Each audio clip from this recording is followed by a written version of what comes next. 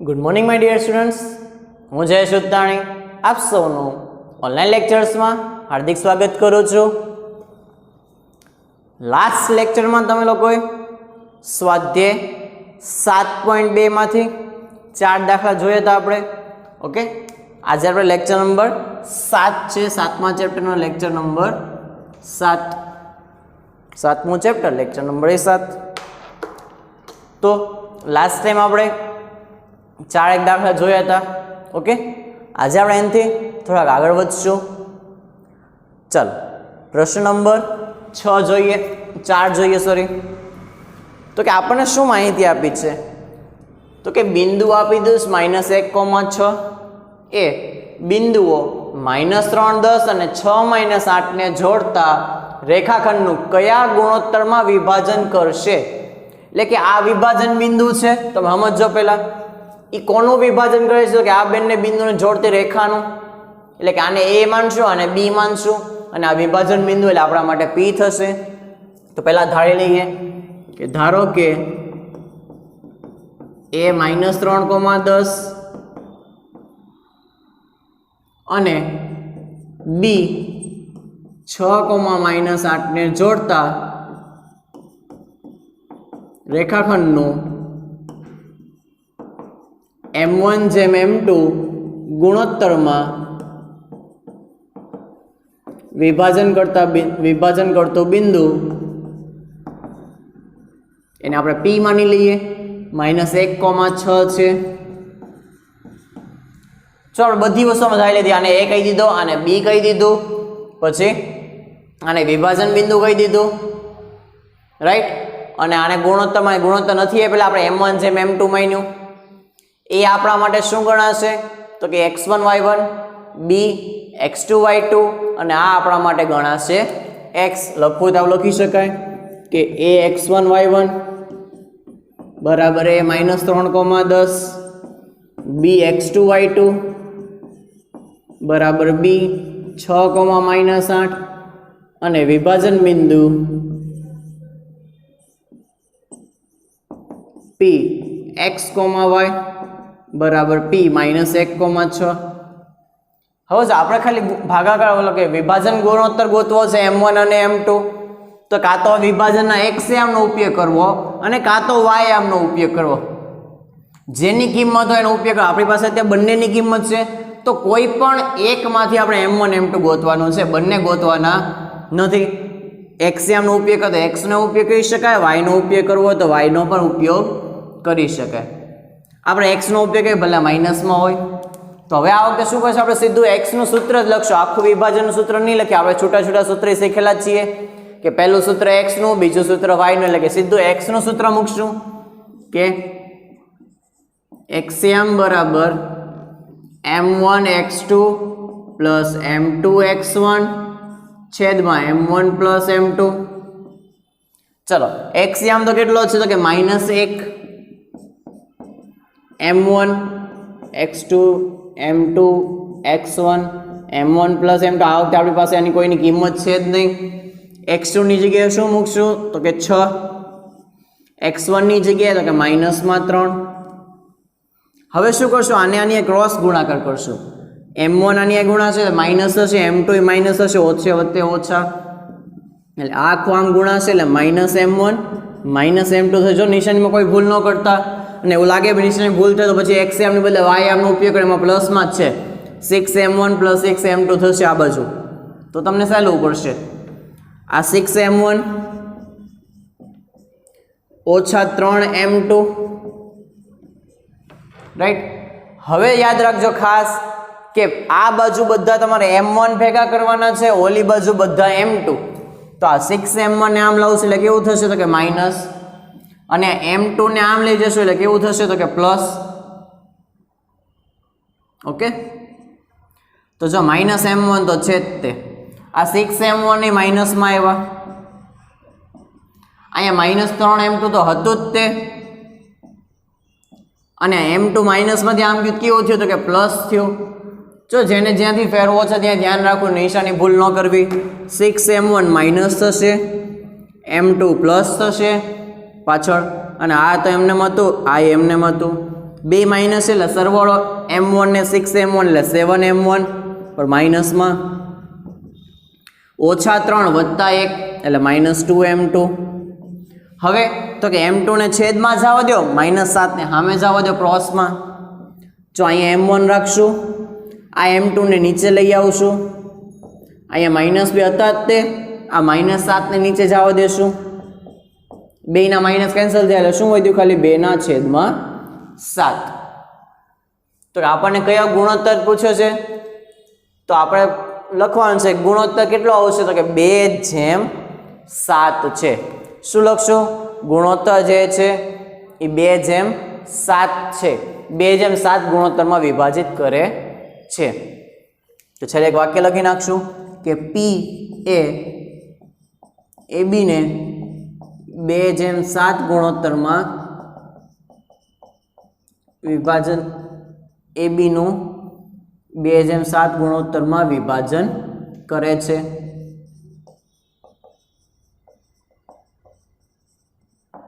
તમે વાયામ નો ઉપયોગ કરશો તો જવાબ 2/7 જ આવશે. x નો ઉપયોગ કરો તો જવાબ 2/7 જ આવે. કોઈ ફેર પડતો નથી. બેયમાં જવાબ એક્ઝેક્ટ સરખા આવશે. તમને જેનો ઉપયોગ કરવો હોય એનો તમે ઉપયોગ કરી શકો છો. ઓકે, ચાલો. તો પ્રશ્ન નંબર 4 અહીંયા કમ્પ્લીટ થાય છે. હવે કન્ટિન્યુ આપણે આગળ વધશું પ્રશ્ન નંબર 5 ઉપર. એ પણ આના જેવો જ છે, પણ થોડીક એક વસ્તુ બદલાણી એમાં. જો પ્રશ્ન 5 માં શું આપ્યું છે? તો કે x અક્ષ એ બિંદુઓ એ 1 - 5 અને b -4,5. જો પ્રશ્ન 5 માં તમને એ આપી દીધું, ax1 y1 બરાબર એ 4,-5, સોરી 1,-5,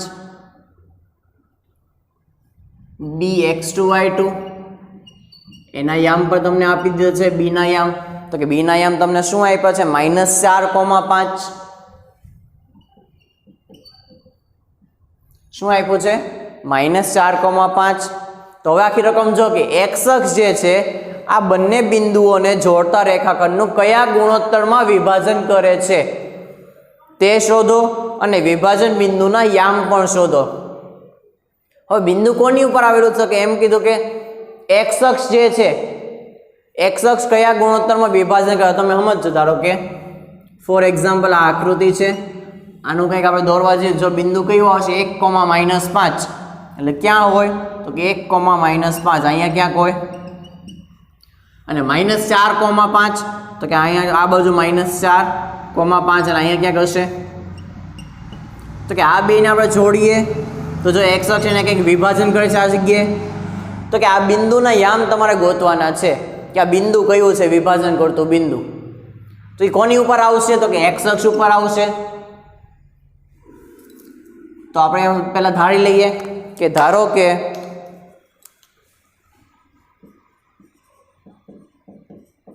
x અક્ષ પરનું વિભાજન બિંદુ P x,0 છે. જો આમાં ધારતી વખતે x ઉપર છે તો x આમ આવશે ગમે કંઈક સમથિંગ, પણ y તો હંમેશા 0 જ આવશે. એટલે x,0 છે ઉધારી લીધું. હવે આ દાખલા જેવું જ થયું સેમ. પહેલા આપણી પાસે ગુણોત્તર નથી એટલે આપણે ગુણોત્તર ગોતવાનો છે. તો આપણે શું કરશું? સૌથી પહેલા તો કે આપણે એવી વાત કરીએ ગુણોત્તર ક્યાંથી મળે? તો કે ગમે x અથવા y ની કિંમત હોવી જોઈએ. અહીંયા આપણી પાસે બંને કિંમત એટલે બંને સૂત્ર લાગતા હતા. x લગાડો કે y બેમાં જવાબ આવી જાય. પણ અહીંયા ફક્ત આપણી પાસે x ની કિંમત નથી અત્યારે. x તો અનનોન છે ને, એની કિંમત ક્યાં ખબર છે? તો અજ્ઞાત છે આપણા માટે. અત્યારે આપણને y ની કિંમત ખબર 0 ફિક્સ જ છે, 0 કિંમત છે. બસ તો આપણે આનો ઉપયોગ કરશું y નો. કે સૌથી પહેલા આપણે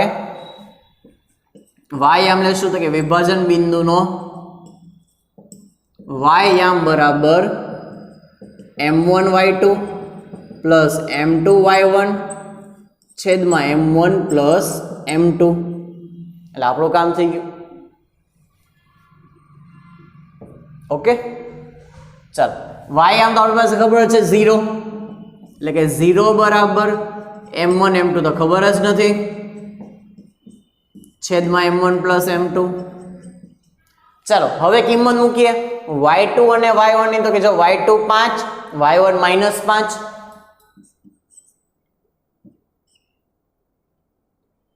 અને y1 કેટલું આવશે? તો કે માઇનસમાં 5, આ 5 અને ઉપર -5. આ 0 ને આની સાથે જવા દઈએ તો શું થાય? બધું 0 થઈ જાય. તો કે 0 બરાબર 5m1 ઓછા 5m2 વત્તે ઓછે ઓછા 5m2. નિયમ મુજબ m1 ને આમ લાવશું એટલે m1 આ બાજુ આવશે તો ઓછા 5m1 થશે બરાબર 5m2 માઇનસમાં. હવે m2 ને નીચે જવા દઈએ તેથી m1 ના છેદમાં m2 બરાબર -5 છેદમાં -5. તો શું થઈ ગયું? m1 ના છેદમાં m2 બરાબર 1 ના છેદમાં 1. એટલે કે વિભાજન જે છે ને ગુણોત્તર કેટલો આવ્યો? તમને પહેલા તો એમ જ પૂછ્યું હતું કે x અક્ષ કયા ગુણોત્તરમાં વિભાજન કરે છે. તો આ વાક્ય લખી નાખીએ કે x અક્ષ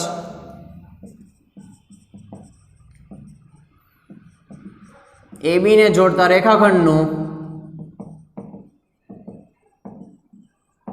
1:1 ગુણોત્તરમાં વિભાજન કરે છે.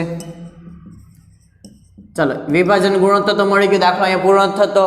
તમને હજી એમ કીધું વિભાજન બિંદુને યામ પણ શોધો. યામ માટે હવે આપણી પાસે x ખાલી ગોતવાનો રહ્યો. તો કે હવે લખીએ કે વિભાજન બિંદુનો x યામ. તો કે x યામનું સૂત્ર લગાડો m1x2 + m2x1 છેદમાં m1 + m2. m1 m2 ની કિંમત છે 1 1. ચાલ 1 1 છેદમાં 1 વત્તા 1. x2 ની જગ્યાએ શું મૂકશું? જો -4, x1 ની જગ્યાએ 1. ચલો કરીએ સરવાળો. 4 × 4 એટલે -4 વત્તા 1 છેદમાં 2 એટલે -3 ના છેદમાં 2. આ આપણને શું મળી ગયો? તો કે એનો x યામ મળ્યો. તેથી અહીંયા લખી નાખું છું, તમે નીચે લખી નાખો. તેથી વિભાજન બિંદુ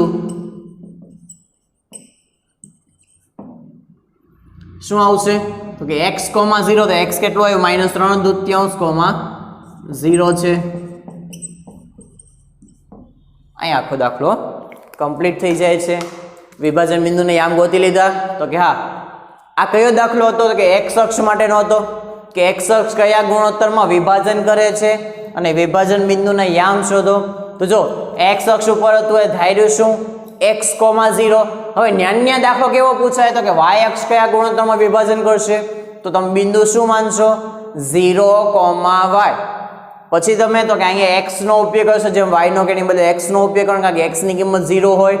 એમાંથી m1 m2 ગોતવાનો. m1 m2 મળી જાય એટલે ગુણોત્તર મળી ગયો લખી નાખવાનો. અને પછી તમારે આમાં જેમ x યામ ગોત્યો એમાં તમારે y યામ ગોતવો પડશે. આવો સેમ દાખલો ઉદાહરણ નંબર તમને કહી દો. ઉદાહરણ નંબર કયો છે? તો કે 9 છે. અને આ દાખલો જે છે, આ ટાઈપનો દાખલો જે છે ઉદાહરણ નંબર 7 માં છે. આની જેવા બીજા એક્ઝામ્પલ જો આ ઉદાહરણ 7 માં છે આ ટાઈપનું. આની ઉપરથી ઉદાહરણ 7 ગણાઈ જશે. પછી તો કે આના ઉપરથી ઉદાહરણ નંબર 9 ગણાઈ જશે. એટલે આ સાથે સાથે એક્ઝામ્પલ ઉદાહરણ તમને સોલ્વ થતા જાય. એટલે આ બંને ઉદાહરણ જે છે હોમવર્કમાં તમારે કરવાના છે 7 અને 9. ઓકે, ચાલો ઝડપથી પહેલા બધું લખી નાખો, ત્યાર પછી નેક્સ્ટ જોઈએ આગળ. ચાલો હવે આપણે આગળના દાખલા 2 દાખલા બાકી રહ્યા સ્વાધ્યાયના 6ઠો અને 10મો. એ બંને દાખલાઓ જોઈ લઈએ હવે. ચાલો છઠ્ઠા રકમમાં શું કીધું છે? તો કે 1 2 4y x, 6 અને 3 5 એ સમાંતર બાજુ ચતુષ્કોણના ક્રમિક શિરોબિંદુઓ છે. શબ્દ હશે તે ક્રમિક ખાસ શબ્દ હશે કે ક્રમમાં તમને આપેલા છે, આડાવડા નથી આપ્યા. એના ક્રમિક શિરોબિંદુઓ હોય તો x અને y શોધો. હવે સમાંતર બાજુ લખતો આપણી પાસે એક જ નિયમ છે. શું નિયમ છે? તો કે આ આકૃતિ બનાવવાની કોઈ જરૂર નથી. આ તો આપણે જસ્ટ બનાવીએ છીએ કે a b c અને d. આને આપણે a લઈ લઈએ તો કે 1, 2 b 4, y c x, 6. આકૃતિ ઉપર તમને સહેલું પડશે, ફટાફટ સોલ્વ થશે એટલે. અને d 3, 5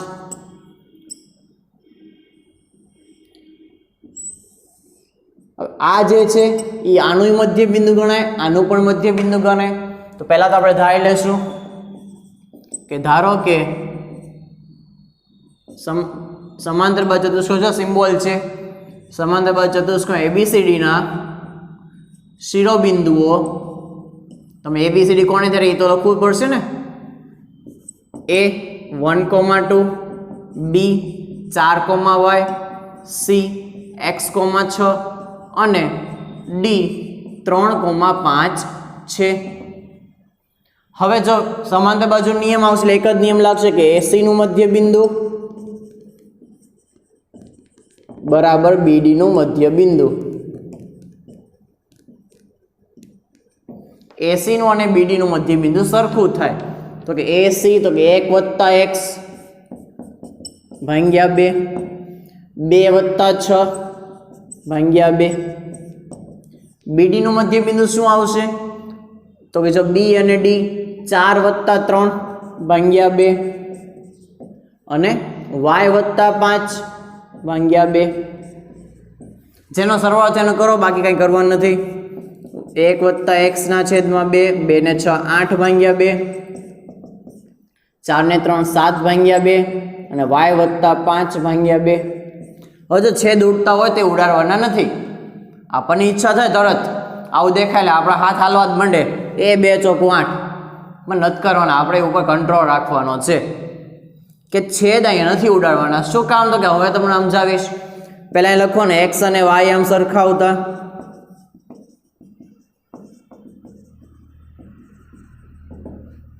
આની હારે આ, આની હારે આ. તો કે 1 + x છેદમાં 2 બરાબર 7/2. જો આની બાજુવાળા નહીં સરખાવી દેતા, x ને x સાથે, y ને y સાથે સરખાવવાનો છે. અને 8/2 બરાબર y + 5/2. હવે જો અહીંથી 2 ઉડી જાય, છેદ ઉડાડ્યો હોય તો 2 ન ઉડે, એટલે કીધું કે છેદ ઉડાડવાના નહીં તો પાછો ગુણાકાર થાય, પાછો એનો ઈ છેદ બને. આપણે સ્ટેપ ઘટી જાય, બંનેમાંથી 2 છેદમાંથી ઉડી ગયા. અહીંયા શું વધ્યું? તો કે 1 + x બરાબર 7. x ને કરતા બનાવો, 1 માઇનસમાં જશે કે 7 - 1 એટલે જવાબ શું આવશે? તો કે 6 આવશે. બરોબર. ચાલો અહીંથી જોઈએ તો કે અહીંયા 8 બરાબર y + 5 વધ્યું, 5 ને માઇનસમાં લાવો તો કે 8 - 5 બરાબર y એટલે કે 3 બરાબર y. સીધું કરી નાખીએ એટલે y બરાબર 3. આન્સર આવી ગયા x બરાબર 6 અને y બરાબર 3. આ ટાઈપનો આખો દાખલા આપણે સોલ્વ કરશું. ઓકે. હવે અહીંયા સમબાજુ તો કે સમાંતર બાજુ હોય, ચોરસ હોય કે લંબચોરસ હોય, દાખલામાં કોઈ ફેર પડશે નહીં. 4 દાખલા એક સરખી રીતે ગણાશે. ત્યાં શબ્દ કોઈ પણ હોય, સમાંતર, સમબાજુ, ચોરસ કે લંબચોરસ. આ પહેલા દિવસે થિયરીમાં લખાયું છે. મેથડ આની આ જ રહેશે XY ગોતવા હોય તો. હવે આમાં આપણે એક એક્સ્ટ્રા દાખલો લઈ લઈએ હજી, આ પછી ગણી 10મો.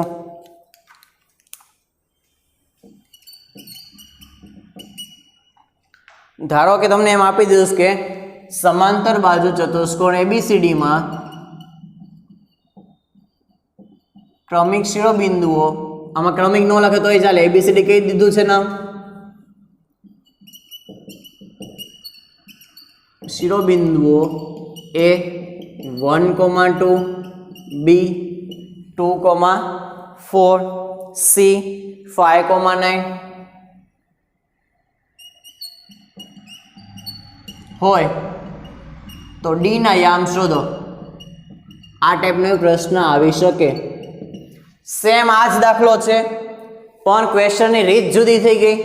આમાં D આખું આપ્યું છે ને આખો D જ ગોતવાનો આપણને કહી દીધું છે. તો આપણે સેમ આ જ વસ્તુ ઉપયોગ કરશું કે હું ત્યાં આકૃતિ નથી બનાવતો, તમને ફાવી જશે આકૃતિ બનાવતા. કે AC નું મધ્ય બિંદુ બરાબર BD નું મધ્ય બિંદુ. હા, એક D ધારવો પડશે. ધારો કે D x, y છે. D ને આપણે x, y માની લીધું બરાબર BD નું મધ્ય બિંદુ. ચાલો A અને C નો સરવાળો લઈએ આપણે. જો A અને C નો સરવાળો 1 + 5/2 અને 2 + 9 ભાગ્યા 2 બરાબર BD નું મધ્યબિંદુ તો B અને D અહીંયા છે જો x + 2 ભાગ્યા 2 y + 4 ભાગ્યા 2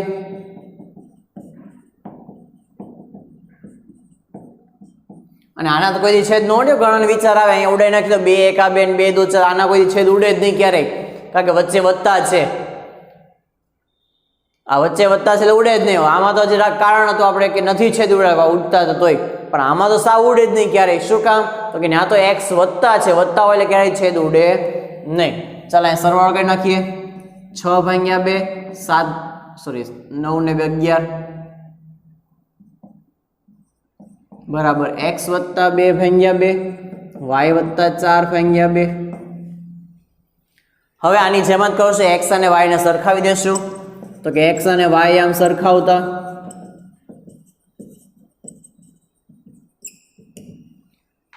પહેલાને પહેલા સાથે સરખાવો બીજાને બીજા સાથે સરખાવો એટલે કે 6/2 બરાબર x + 2/2 અને 11/2 બરાબર y + 4/2 આ બબ્બે કેન્સલ અહીંથી બબ્બે કેન્સલ અહીંયા શું વધશે તો કે 6 બરાબર x + 2 2 માઇનસમાં લાવો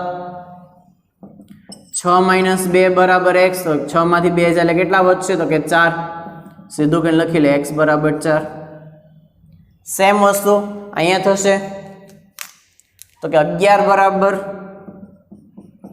y + 4 4 લઈ જાઓ માઇનસમાં તો 11 - 4 બરાબર y તો 11 માં 4 જાય એટલે 7 આવશે સીધું કરીને લખી લે y બરાબર 7 તો ક્યારેક ચોથું બિંદુ ભાવ આપે જ નહીં તો ચોથું બિંદુ તમારે આ રીતે ગોતવાનું છે લખી નાખો બિંદુ ડી ના યામ કોના યામ બિંદુ ડી ના યામ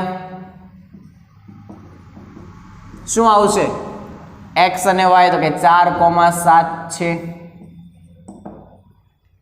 રાઈટ બે દાખલા સરખા છે ક્યારેક તમને એકમાં x ક્યાંક આપ્યો હશે અહીંયા કંઈક y આપ્યો હશે જ્યારે આ પ્રકારના દાખલામાં શું થાય તો ચોથું બિંદુ સાવ આપશે જ નહીં તમને એમ જ કહે ચોથું બિંદુ જ ગોતી દેખાડવામાંથી તો પણ આ જ રીત ઉપયોગ થશે ચોરસ લંબચોરસ સમાંતર બાજુ અને સમબાજુ ચારેય માટે સેમ મેથડ ઓકે ચલો નોટ ડાઉન કરી લો પહેલા ઝડપથી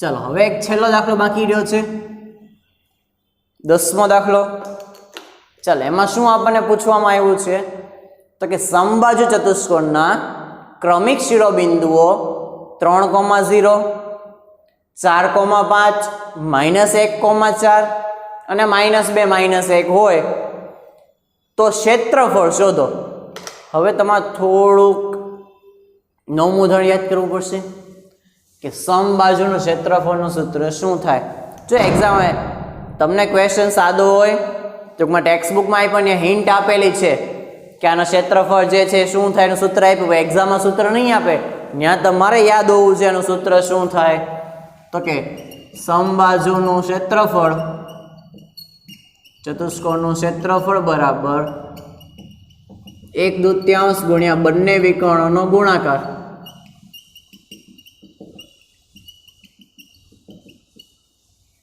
ઓકે એટલે બંને વિકર્ણ તમારે ગોતવા પડશે બંને વિકર્ણના માપ આવી જશે વાસ્તવમાં દાખલા આ સ્વાધ્યાયમાં મૂકવાની જરૂર જ નહોતી આ દાખલાને ક્યાં મૂકવાની જરૂર હતી તો કે 7.1 માં કારણ કે આંતરસૂત્રનો ઉપયોગ કરીને આખો દાખલો થશે આમ વિભાજન મધ્યબિંદુ કોઈ વસ્તુમાં લાગશે નહીં આ 7.1 માં મૂકવા જેવો દાખલો છે જે 7.2 માં મૂકી દીધેલો છે ઓકે ચાલો તો હવે આપણે સ્ટાર્ટ કરશું પહેલા ધારી લેશું કે ધારો કે એ પહેલું કયું છે 3,0 બી 4,5 સી -1,4 અને ડી -2 -1 એ સમબાજુ ચતુષ્કોણ એબીસીડી ના શિરોબિંદુઓ છે હવે આપણે બે વિકર્ણ ગોતવા છે, બંને વિકર્ણ કોણ કોણ હોય તો કે એસી અને બીડી. તો કે સૌથી પહેલા આપણે એસી ગોતીએ, અંતઃસૂત્રનો ઉપયોગ કરીને વર્ગમૂળમાં. ચાલો એસી એટલે સી માઇનસ એ -1 -3 આખાનો વર્ગ વત્તા 4 - 0 આખાનો વર્ગ. અંતઃસૂત્ર યાદ છે, x2 - x1 નો સ્ક્વેર પ્લસ y2 - y1 નો સ્ક્વેર. જો ભૂલી ગયા હો તો જો બધા સૂત્ર મિક્સ ક્યાંય થવા ન જોઈએ, ક્યાંય માઇનસ પ્લસ બધું મિક્સ ન થાય. અંતઃસૂત્રમાં અહીંયા માઇનસ આવે, અહીંયા પ્લસ, વિભાજનમાં બધે પ્લસ આવે, મધ્ય બિંદુમાં બધું પ્લસ આવે, એમાં ક્યાંય માઇનસ આવતું નથી. ઓકે, ચાલો હવે જવાબ ગોતી લેવાનો શું આવશે. ચાલો બાજુમાં જ કરતા જઈએ. આ -3 ને -1 એટલે -4 નો વર્ગ વત્તા 4 નો વર્ગ એટલે શું આવશે, વર્ગમૂળમાં 16 + 16 એટલે વર્ગમૂળમાં 32. અને 32 ને આપણે 16 દુ 32 કહેવાય. શું 16 દુ 32 એટલે 4 વર્ગમૂળ 2 થઈ જાય. ઓકે, ચાલો એ રીતે હવે ગોતીએ.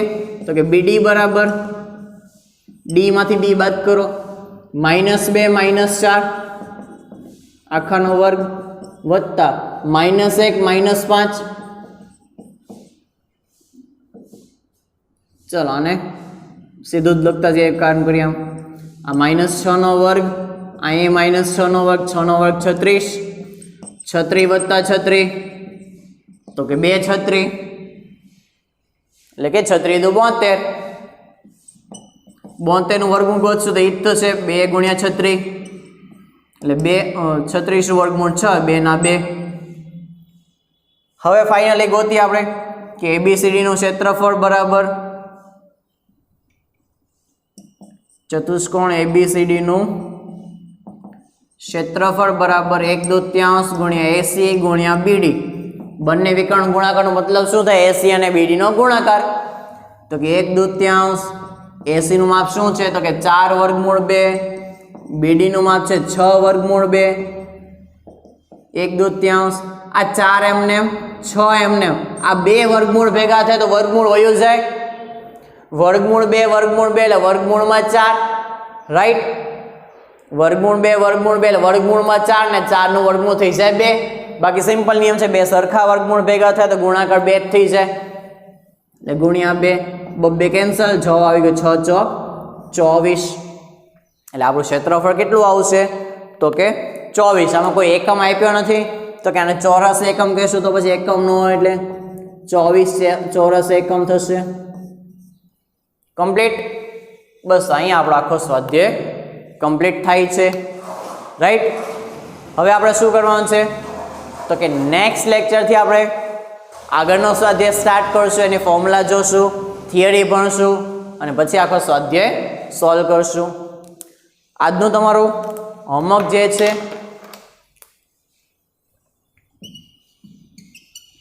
તો કે કરાવેલ 4 દાખલા, આમ તો એક વાર ગણશો તો વાંધો છે નહીં, આવડી જ જશે બધાને. આ બધા કરાવેલ દાખલા બધા એકવાર. એ સિવાય તો કે તમને 2 ઉદાહરણ આપ્યા હતા હમણાં જ. હજી કયા ઉદાહરણ આપ્યા હતા તો કે ઉદાહરણ નંબર 7, પછી ઉદાહરણ નંબર જો એમાં જે રીતે આવી રીતે નહીં કરો, તમને જે રીત કરાવી છે એ રીતે કરજો. ઉદાહરણ 7, 9 અને હજી એક ઉદાહરણ છે 10. આ ત્રણેય ઉદાહરણ સાથે ગણજો એટલે 7 દાખલા થયા. અને એ સિવાય તમારે રિવિઝન તરીકે હવે ચેપ્ટર નંબર 2 સ્વાધ્યાય 2.1 તો બધાને આવડે જ છે. ઓકે, તો એમાં તમને આપી દઈએ સ્વાધ્યાય 2.1 માં ખાલી 6 આલેખ છે, બિંદુ ગણવાના છે. કેટલા શૂન્ય છે 1 2 3 4 આલેખ ઉપર સીધું. એટલે 2.1 અને સ્વાધ્યાય 2.2 માંથી પ્રશ્ન નંબર 1 ના 6 એ 6 દાખલા 1 થી 6. ઓકે, આજનું તમારું હોમવર્ક જે છે આટલું થશે. આ થોડુંક લેન્થી પડશે, રિવિઝન છે, તમે આ વખતે રિવિઝન કરશો તો જ SA1 આવશે હમણાં જે ટૂંક સમયમાં, તો તમને બેનિફિટ રહેશે. ઓકે, ચાલો નેક્સ્ટ લેક્ચર મળશું હવે ગુડ બાય.